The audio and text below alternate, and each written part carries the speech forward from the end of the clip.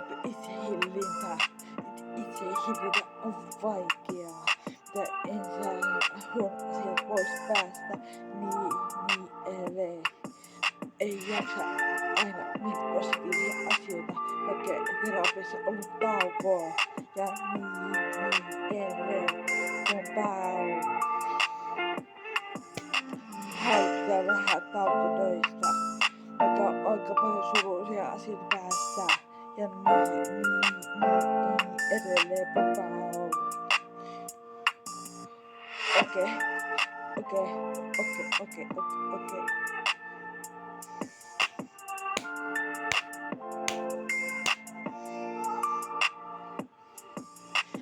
En halua osallistua mihinkään liiketoimintaan tai harrastuksiin, koska se ei ole minun juttuja.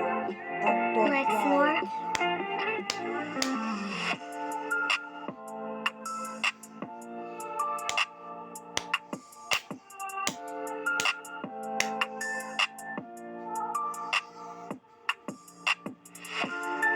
Ja Laara, et saa mitään rikkoa ja laseja ja niin edelleen, koska ei saa rikkoa laseja ja siitä ei tykää niin edelleen on täällä.